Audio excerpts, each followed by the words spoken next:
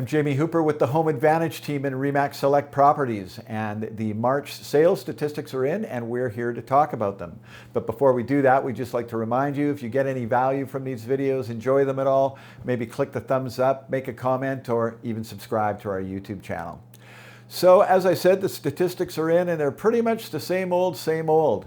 We've been seeing slower market conditions for 4 years now, since April of 2022 when the interest rates rose, and market conditions have been sluggish at best ever since.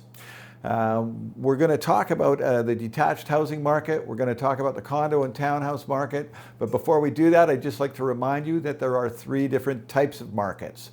There is a seller's market, and that occurs when there are more buyers than there are properties for sale.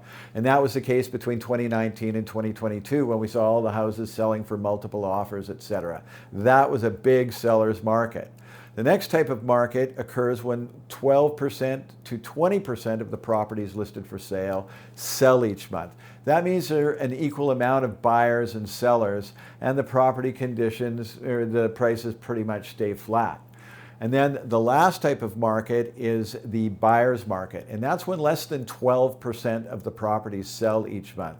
And if it remains a buyer's market for that period of time, you'll see prices start to come down. So over the last 3 to 4 years in Greater Vancouver, what we have seen are balanced to buyer's market conditions. We have not seen very many seller's conditions since then. So now let's first of all talk about the detached home sales for the month of March 2026. As you can see, we've got pretty much balanced or buyer's conditions, except for in Ladner where we have seller's market conditions. This has pretty much been the case ever since 2022. The odd markets are busier, North Van a little bit, and then Ladner to Wason have had seller's market conditions a few times. Most of the other areas have not.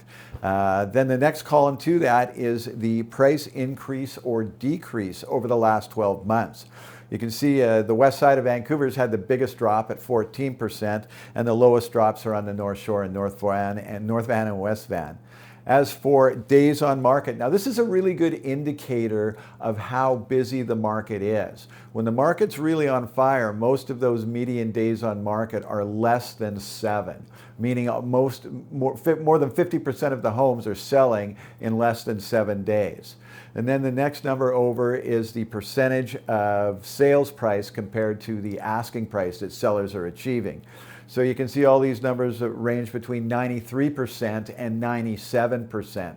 When the seller's market conditions were going on previously from 2019 to 2022, those were mostly over 100%. The average was higher than asking price, which now seems a long way in the past. Next, we'll look at the condo townhouse market here.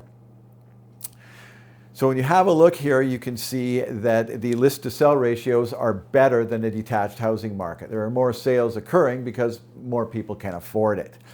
Price increases or decreases, you can see in the next column, a little more consistent. North Van's had the least amount because it's the busiest market, and then we see downtown and West Vancouver have had the biggest drops.